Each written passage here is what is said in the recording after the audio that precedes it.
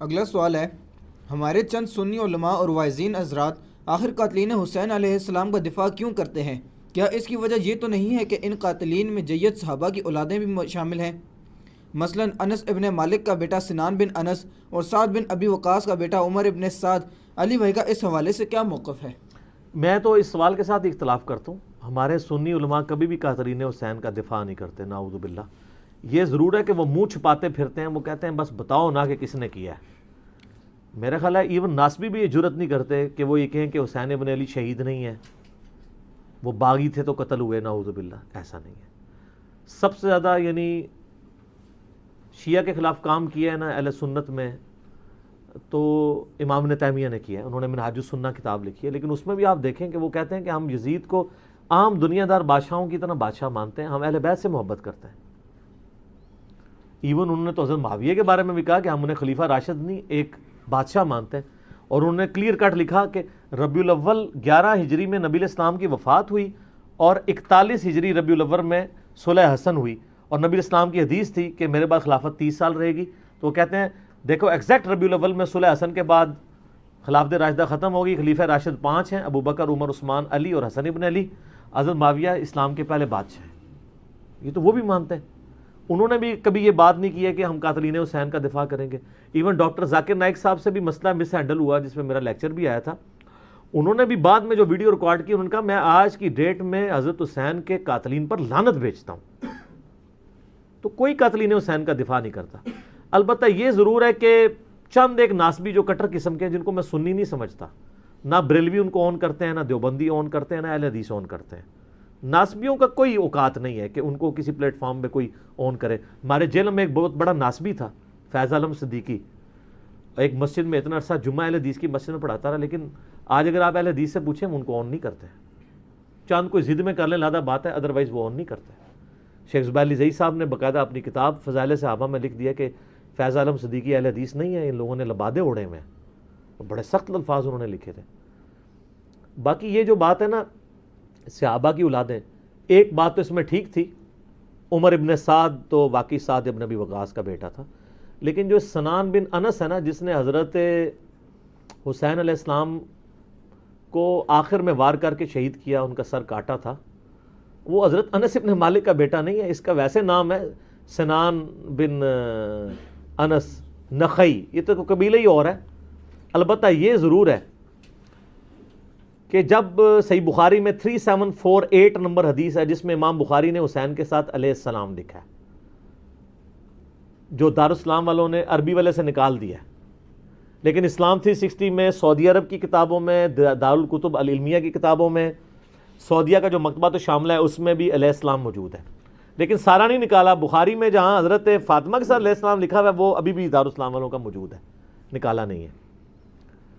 3748 number حدیث ہے صحیح بخاری میں کہ جب حسین ابن علی کا سر کاٹ کر عبید اللہ ابن زیاد گورنر یزید، جو کوفہ میں اس کا گورنر تھا، اس کے سامنے لا کے تشت پہ پیش کیا گیا، وَلِعَاذُ بِاللَّهِ تعالی، اللہ کی لعنت ہو ان پر، فرشتوں کی لعنت، تمام لعنت کرنے والوں کی لعنت، جنہوں نے حسین ابن علی کو اس طریقے سے شہید کیا، آمین۔ تو وہ چھڑی مار کے ان کے حسن کے بارے میں کوئی کلام کرنے لگا۔ یہ بخاری میں بھی ہے اور ترمذی میں بھی ہے۔ تو انس ابن مالک وہاں کھڑے ہوئے تھے، تو وہ تڑپ اٹھے،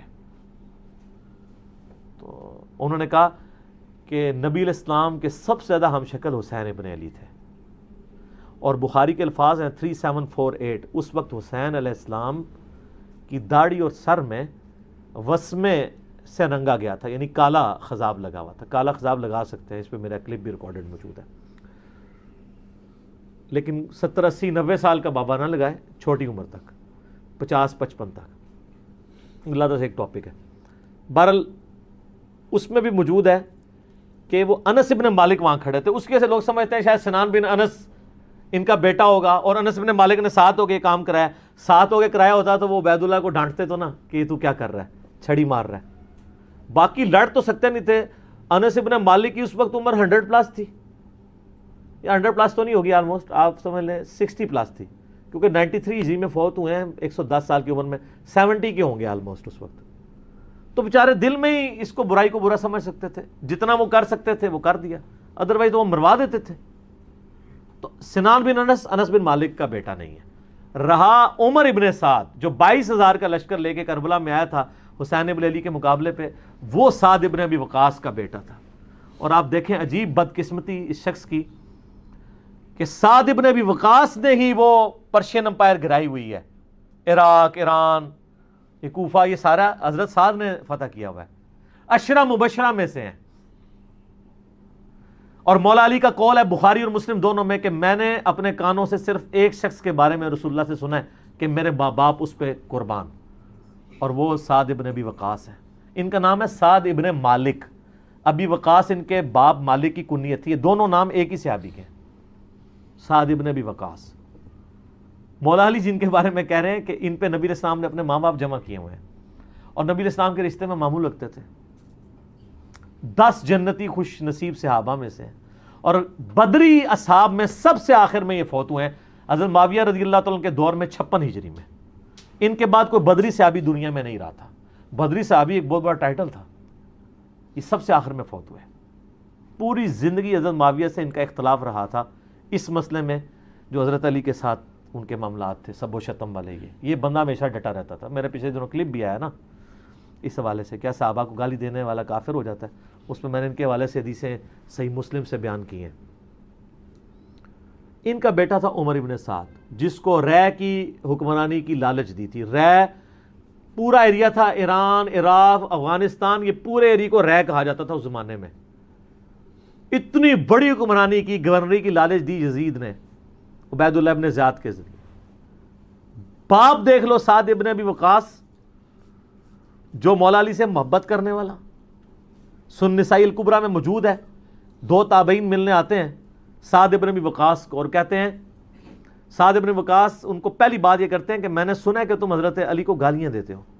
ان کا معاذ اللہ، ہم کیوں دیں گے؟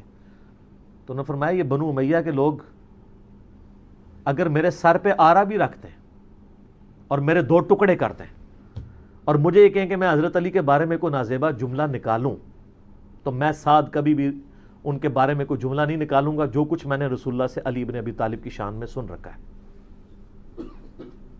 صحیح مسلم میں حدیث موجود ہے نا، حضرت معاویہ نے ان کو کہا ہمارا معاویہ، معاویہ نے حکم دیا، تو اس میں الفاظ انہوں نے انکار کر دیا۔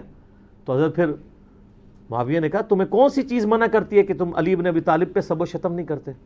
ان کا معاویہ میں نے 3 فضیلتیں علی کے بارے میں ایسی سنی ہیں، مجھے ایک بھی مل جاتی تو بہت تھی۔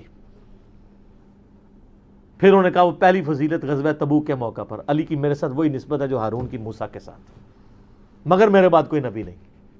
دوسری فضیلت خیبر کے موقع پر کل اس شخص کے ہاتھ میں جھنڈا دوں گا جو اللہ اور اس کے رسول سے محبت کرتا ہے، اللہ اور اس کے رسول سے محبت کرتے ہیں۔ ہم پوری رات اس خوشی سے سوئے نہیں کہ کون ہوگا وہ بندہ، علی کو دیا جھنڈا۔ اور مسلم میں آگے الفاظ ہیں کہ حضرت عمر کہتے ہیں مجھے پوری زندگی رشک رہے گا کہ اس دن جھنڈا مجھے نہیں ملا، علی کو ملا۔ اور تیسری فضیلت سن معاویہ، جب نجران کے عیسائی آئے تو آیت مباہلہ نازل ہوئی، آیت نمبر 61 آل عمران کی، تو نبی الاسلام اپنے بچوں میں سے حسن و حسین، فاطمہ اور حضرت علی کو لے کے اور کہا اللہ میرے یہ اہل بیت ہیں۔ یہ تینوں فضیلتیں، اور ابن ماجہ میں ایک چوتھی فضیلت بھی ہے کہ آپ نے غدیر خم پہ فرمایا تھا من کنت مولاہ فہذا علی مولاہ، میرے پاس ان میں سے کوئی ایک بھی ہوتا تو بہت تم مجھے علی کے بارے میں بات کرتے ہو۔ یہ باپ تھا علی کا صحیح شیعہ، علی کی پارٹی کا بندہ، علی کا چاہنے والا، پوری زندگی ڈٹا رہا، اور بیٹا آگے سے کیا نکلا ہے تو کوئی مسئلہ نہیں۔ حضرت نوح پیغمبر کا بیٹا کافر نکل سکتا ہے، تو حضرت سعد کا کیا مقام ہے حضرت نوح کے مقابلے پہ؟ یہ بیٹا تھا عمر ابن سعد، اور اس کے جو لچھن ہیں وہ شروع سے ہی برے تھے۔ آپ مسلم شریف اٹھائیں نا، مسلم شریف میں بالکل اینڈ پہ نا آپ کو ایک چیپٹر ملے گا کتاب الزہد، دنیا سے نفرت پیدا کرنے والی حدیث ہے۔ اس میں انٹرنیشنل نمبر کے مطابق ایک حدیث ہے، یہ میں چونکہ مجھے یاد اس لیے میں نے کافی لوگوں کو بتائی ہے، 7432 صحیح مسلم میں۔ ابھی یہ کربلا ہوئی نہیں ہے، کچھ بھی نہیں ہوا، حضرت سعد ابن وقاص بھی زندہ ہیں۔ تو سعد ابن ابی وقاص اپنے کھیتوں میں ہل چلا رہے ہوتے ہیں یا وہ بیج والا کام کر رہے ہوتے ہیں، تو وہ ان کے ساتھی کہتے ہیں اتنے میں ان کا بیٹا سامنے سے آتا ہے۔ تو حضرت سعد جب اپنے بیٹے کو دیکھتے ہیں عمر ابن سعد کو، تو کہتے ہیں اے اللہ اس سوار کے شر سے میں تیری پناہ میں آتا ہوں، حضرت سعد کو پتا تھا اس بچے نے کیا کام ڈالنے ہیں. وہ اپنی زندگی میں اسی بیٹے کے شر سے اللہ کی پناہ مانگا کرتے تھے. کہتے ہیں جب وہ قریب آیا تو آتے اس نے کہا ابا جی لوگوں نے تو حکومت بانٹ دی, کوئی گورنر بن گیا, کوئی بن گیا, تسی ایتھے بیٹھے جناب حلوائی پہ کر دیو.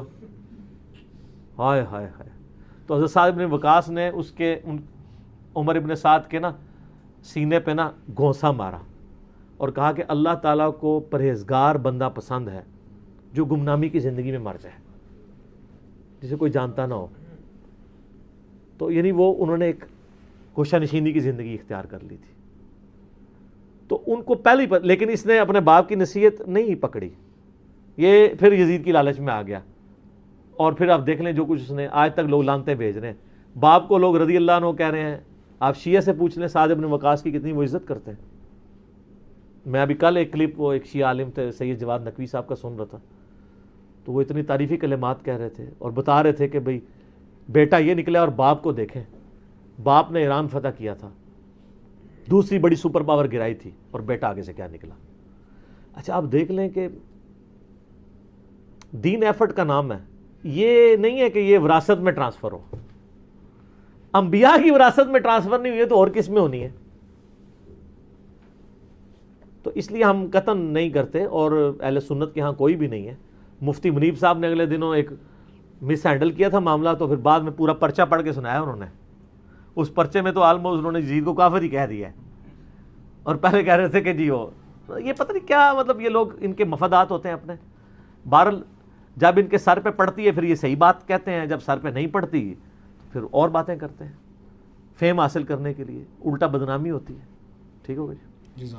اگلا سوال ہے علی بھائی کہ کیا حضرت ابن عمر رضی اللہ تعالیٰ عنہ تو عراقیوں کو قاتل حسین کہتے تھے, اور آپ اہل شام کو قصوروار ٹھہراتے ہیں, کیوں؟ ہاں وہ اس لیے کہ اوپر حکومت تو اہل شام کی تھی نا. عراق تو ایک صوبہ تھا نا. جیسے آپ کو پتہ پچھلی حکومت میں جب ہمارے یہ والے پرائم منسٹر صاحب کہتے تھے پنجاب پولیس نے یہ کیا, تو اس کا یہ مطلب نہیں ہوتا تھا کہ وہ پرائم منسٹر کو برا نہیں کہہ رہے, وہ کہہ رہے تھے پرائم منسٹر پنجاب پولیس کو یوز کرتے ہیں, ایکس پرائم منسٹر. ٹھیک ہے, کیونکہ اوپر تو حکومت انہی کی تھی نا. یہ عراقیوں کو اس لیے انہوں نے کہا کہ اہل عراق ابن زیاد اور اس کے ساتھی وہ ساری فوج عراق کی تھی نا, پیچھے انڈر کس کی تھی, وہ اہل شام کی, تو انہوں نے ان کے اوپر ہی لعنت کرنی تھی نا. اس کا یہ مطلب نہیں ہے کہ وہ شیعان علی پہ لعنت بھیج رہے ہوتے تھے, ایسا نہیں تھا. شیعان علی اس میں شامل نہیں تھے, اہل شام ہی تھے.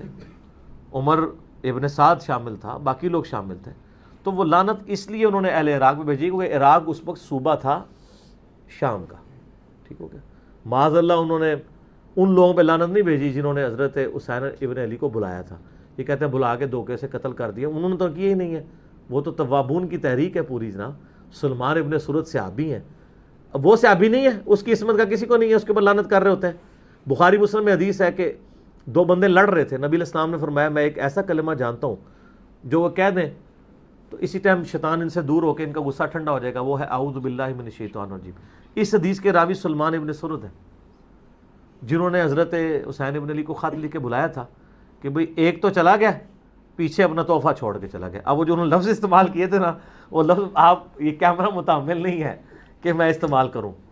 وہ لفظ انہوں نے وہی استعمال کیے تھے جو موسیٰ علیہ السلام کے مخالف کا نام تھا. ٹھیک ہو گیا جی ہاں. اور یہ حقائق اگر آپ کو جاننے ہوں تو دنیا میں ایک پمفلٹ ہے جس کا عنوان ہے 5B ریسرچ پیپر. سر یہ ہاں واقعہ کربلا کا کہانی پس منظر نہیں, حقیقی پس منظر 72 صحیح الاسناد احادیث کی روشنی میں, جس میں 200 سے زیادہ حدیث ہیں. 72 کا ٹائٹل میں نے شہدائے کربلا کی نسبت سے لیا. ایک ایک نمبر پہ کئی حدیثیں ہیں, مثلا 33 نمبر پہ 8 حدیثیں ہیں, 8 طرق غدیر خم کے. سیدنا عمر کی شہادت سے لے کر شہادت حسین تک پوری اسلامک ہسٹری کور ہوئی ہے. حقیقی خلفائے راشدین کون ہیں, جنگ جمل صفین نہروان, شہادت عثمان کے اصلی اسباب, صلح حسن, حضرت معاویہ کا دور ملوکیت, یزید کی ولی عہدی, اور شہادت حسین ابن علی رضی اللہ عنہم اجمعین وعلیہم السلام اجمعین. یہ الحمدللہ عربی میں بھی ہے, اردو میں بھی ہے, ہندی میں بھی ہے, انگلش میں بھی ہے. ہماری ویب سائٹ ahlsunnatpak.com پہ آپ ریسرچ پیپرز والے پورشن سے مفت ڈاؤن لوڈ اس کا PDF کریں, گروپ میں رابطہ کر کے واٹس ایپ کے ذریعے PDF منگوا لیں. اس میں اکثر حدیث بخاری مسلم سے ہیں, تحکیم کی ضرورت نہیں, اور جن پہ تحکیم کی ضرورت تھی میں نے دور حاضر کے بڑے بڑے محدثین شیخ البانی رحمہ اللہ تعالی, شیخ زبیر علیزئی رحمہ اللہ تعالی, شیخ شعیب ارنوت رحمہ اللہ تعالی, شیخ سلیم اسد اور غلام مصطفیٰ ظہیر حافظہ اللہ تعالی من الجنت والناس, جو زبیر علیزئی صاحب کے باغی شاگرد, لیکن تحکیم تو لگا بیٹھے ہوئے ہیں وہ, اور ہم نے اس میں ڈالی ہوئی ہے. اور باقی لوگ, میں تو مطلب اولو العلم قائما بالقسط ہوں الحمدللہ, جس کی جو پازیٹیو چیز ہے وہ پروموٹ کروں گا, سب کی تحکیم کے ساتھ ہے. اور یہ خیالی پس منظر نہیں ہے, احادیث کی روشنی میں ہے. یہ صلاح الدین یوسف صاحب کی جھوٹی تاریخ یا وہ سنابلی کی لکھی ہوئی جھوٹی تاریخ نہیں ہے, احادیث ہیں جو کہ خلافت و ملوکیت مولانا مودودی رحمہ اللہ تعالی کی کتاب کا حدیثی دفاع ہے, حدیث کی روشنی میں. تو سر یہ آپ مفت منگوا سکتے ہیں اگر آپ افورڈ نہیں کر سکتے. یہ اور اس کے ساتھ 8 ریسرچ پیپر اور 3 اذکار کارڈ, 12 کا پیکج فری بالکل منگوا سکتے ہیں اگر افورڈ نہیں کر سکتے. اگر افورڈ کر سکتے ہیں تو نو پروفٹ اور تھوڑے سے لاس پہ جو اکیڈمی برداشت کرتی ہے آپ کو ڈاک میں مل جائے گا. صبح 9 سے لے کر شام تک آپ رابطہ کریں. 200 روپیز ہم نے رکھے ہوئے ہیں, ایک ریسرچ پیپر نہیں سر. یہ ریسرچ پیپرز کی فوٹو کاپی بھی آپ جو کلرڈ ہم نے پرنٹ کیے ہیں نا, photo copy black and white 80 gram page پہ جس میں ہم نے پرنٹ کیا ہے, 200 کی فوٹو کاپی نہیں ان کی ہوتی جو ہم کلرڈ آپ کو دے رہے ہیں. اور جو ضرورت مند ہے ہم اس سے سرٹیفکیٹ بھی نہیں بنوائیں گے, بس صرف وہ اللہ کو عالم و ناظر جانتا ہوا کہہ دے میں ضرورت مند ہوں, ہم کوئی تحقیق نہیں کریں گے, فری بھجوائیں گے. اور یہ قیمت بھی اس لیے رکھی کہ بعض لوگ اس کو مس یوز کر رہے تھے, پھر بھی اس کو نو پروفٹ اور تھوڑے سے لاس پہ ہی رکھی. صبح 9 سے لے کر شام 5 بجے تک آپ ہمارے اکیڈمی کے نمبر پہ رابطہ کریں, +92 کے کوڈ کے ساتھ 3215900162. پاکستان میں کریں گے تو 032159000162 کال کریں, انشاءاللہ تعالیٰ آپ کے گھر ہی آ جائے گی. اس کو پڑھیں, اور جس کو زیادہ جلدی ہے تو ویب سائٹ سے ابھی ڈاؤن لوڈ کریں اور پرنٹ آؤٹ نکال لیں, 40-50 روپے کا نکل آئے گا. تو انشاءاللہ آپ جب اس کو پڑھیں گے تو آپ کو پتہ چل جائے گا کہ اصل میں احادیث کے ماننے والے کون ہیں اور صرف اہل حدیث کا لیبل لگانے والے کون ہیں. یہ بڑا مشکل کام ہے. تو میں نے الحمدللہ آج یہ ٹروتھ ریویل کر لیا, لہٰذا محمد بن عبد الوہاب صاحب کے بارے میں کوئی گمان نہ کرے کہ وہ ناسبی تھے, بلکہ وہ حسینی تھے کہ جو آج کے دور کے اہل حدیث کے نزدیک نیم رافضی تھے. اسی پہ میں کنکلوڈ کرتا ہوں. ٹھیک ہو گیا جی, یہ میں جوک کے طور پہ الزامی بات کے طور پہ بول رہا ہوں. ٹھیک ہو گیا جی.